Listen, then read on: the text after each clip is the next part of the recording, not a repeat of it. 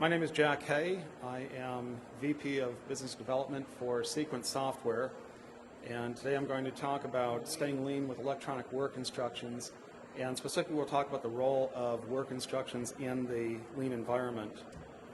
I'm going to hit on four primary areas. First, we'll talk about a definition of what I mean by work instruction.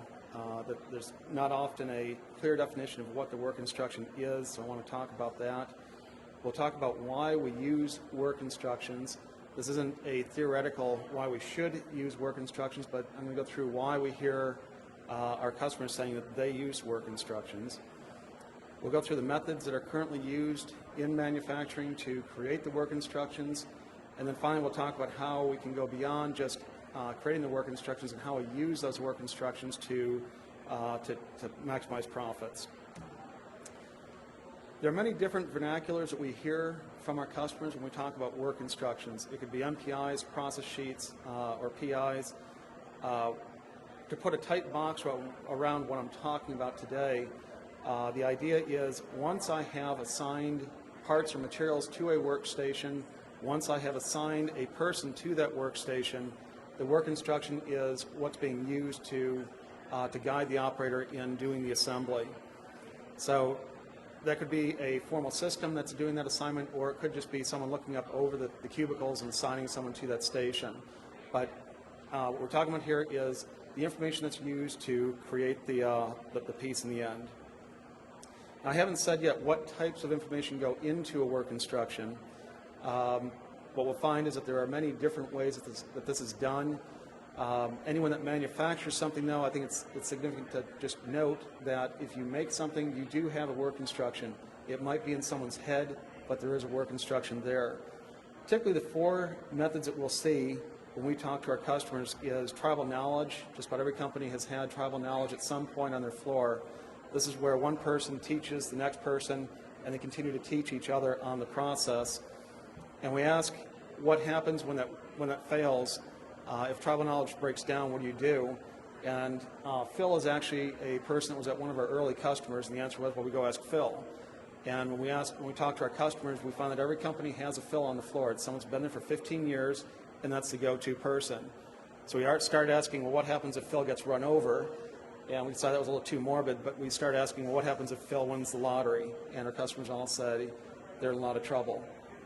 Some customers actually have engineering drawings on the floor. That's one method of getting the information out to the floor because they have engineering drawings available, but it's not ideal because it doesn't guide someone through the process. It just shows the parts as they go together, but doesn't guide them through a process of assembling the parts. And then finally, we have some customers that have step-by-step instructions that are in Word, Excel, or PowerPoint, and those are the most common tools that we see. Just by show of hands, how many people are using Word or Excel to create their instructions? Okay. They're good products. In fact, I use PowerPoint to make the presentation, but it's not what I would want to use in manufacturing for work instructions. So which one is best? I think we'd obviously all say that step-by-step instructions is best, but let me start by first asking the question, why do we use work instructions? I think the sympathetic nervous system, the automatic part of our brain, kicks in when we say, do we need work instructions? It's an automatic response. Of course we do. But if that's the case, why do so many firms not have documented processes? And we're going to get to that. But there's no specific answer to that question. In fact, a lot of customers, if we ask why they do or don't, people don't know even why they have work instructions, much less why they don't have them. For customers that do have work instructions, the general answer, when we ask them why do you have them, the general answer is because it's customer driven. Their customers demand that they have written work instructions or they're going to stop buying parts from them. In other cases, there may be agencies like the FDA that mandate that there be written work instructions. As a casual observation, accepting our customers that are contract manufacturers, I would say that a lot of times the work instructions are an afterthought. This is something that comes in after the product has been designed, after you've started buying parts, and after you start manufacturing. That's when we start worrying about work instructions for that piece. So what drives us to have work instructions? Again, it's sort of a downstream. For most of our customers, it has been a downstream decision to document a process. And generally, it's going to be driven by internal failure or inspection costs. These can be broken into two different varieties, visible and not so visible. So visible would be things like scrap or rework. These are very visible costs to manufacturing, and we can make changes pretty quickly. Not so visible ones would be customer complaints. It might be that we have returns, or we have rush orders where we have excessive shipping costs. So what a lot of our customers have done is they balance that by some preventative costs. So they'll incorporate some other processes to try and mitigate the costs of failures in production. Some of these, like the new product review, quality planning, or supplier surveys, might be on the front end when we're planning a product, and others might be once we're out into production. The Kaizen events, the quality improvement projects, retraining, and work instructions. These are things that are normally implemented after something has gone wrong out in production. Now today, again, I'm going to focus on the work instructions. These are all very important things to do in the manufacturing firm, but I'm going to focus on the work instructions. Our customers are generally not ideal. In an ideal company, I would have a group that does document control, another group that does manufacturing engineering, and then I'd have some folks on the floor using work instructions to make my product. In a lot of our customers' sites, the manufacturing engineer is doing all of those. They are doing the document control, they are doing the writing of the work instructions, and they're also on the floor helping make product work when things go wrong. So on a daily basis, they have to make a decision as to whether they're going to write work instructions or whether they're going to be out on the floor helping make product to put it on the loading dock. So there's a trade-off, and there's a tension between quality and shipping in a lot of cases. So just as a formal definition here, I guess what I would say is, if I consider work instructions as a cost center is something where I have a cost that for something I'm doing where there's no tangible or readily identifiable revenue that comes from that cost, that would be a cost center. So if I consider work instructions as a cost center, which is where a lot of our customers start, then we balance the internal failures and inspection costs by investing in those costs. Said another way, when things go bad, our customers will spend some money on writing work instructions. And that's often how we'll meet our customers for the first time. As just one anecdote here, we had a customer that makes an instrument. It's about the size of a sewing machine. It's a $250,000 piece of equipment for characterizing thin films in the semiconductor industry. They shipped the product over to China, and they realized that they had forgotten a $2 spring in the microscope head. So they had to put someone on a plane, send them over to China to rebuild the instrument. That's when they called us and said, we're done doing this. So it was a cost, an internal failure that drove them to finally document their processes. Now, this customer was very proactive with their instructions after that, and they realized that the instruction after it had been written had a lot of value. They were eventually acquired by another company. The acquiring company had two candidates that they were looking at. This company was the one that they bought because they had a completely documented, stable manufacturing process that was easily moved to another facility.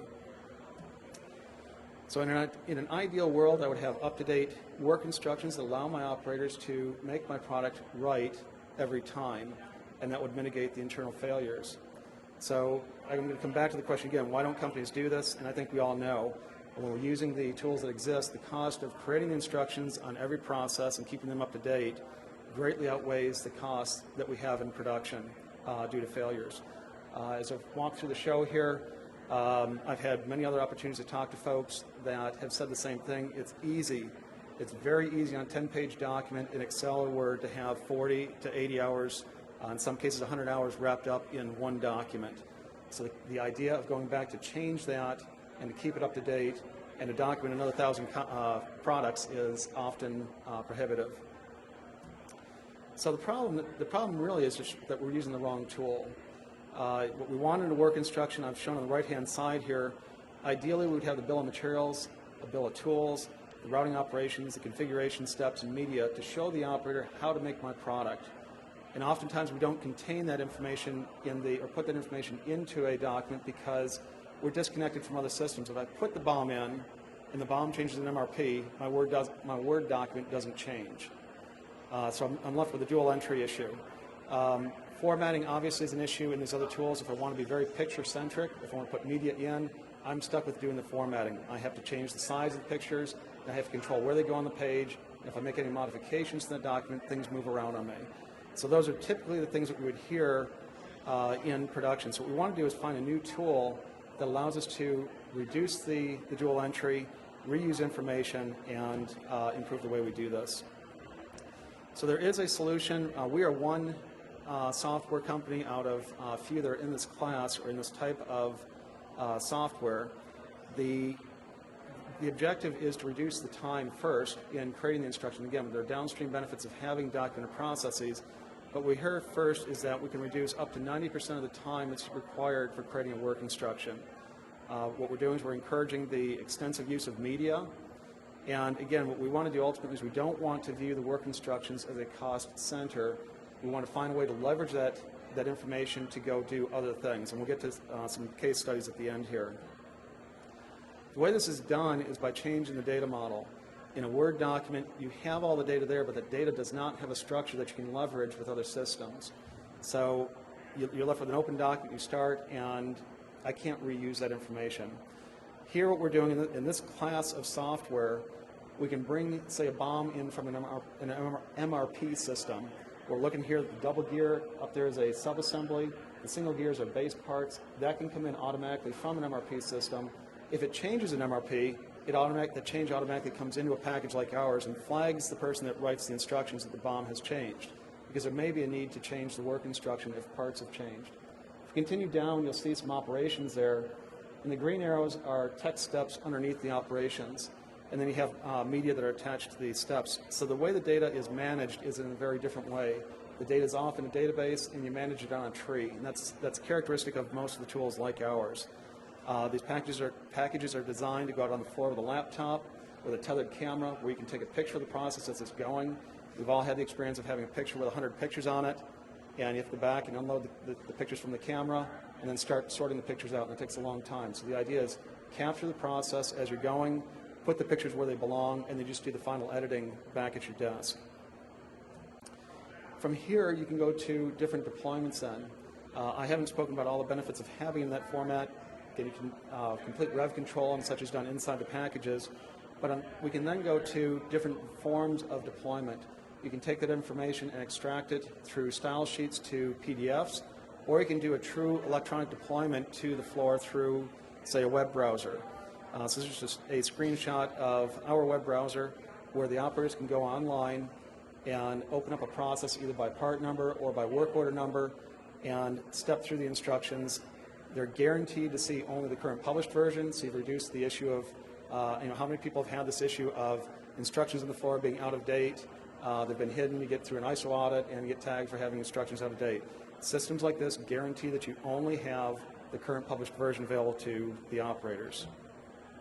So it is a systems approach as opposed to a document approach to the work instructions.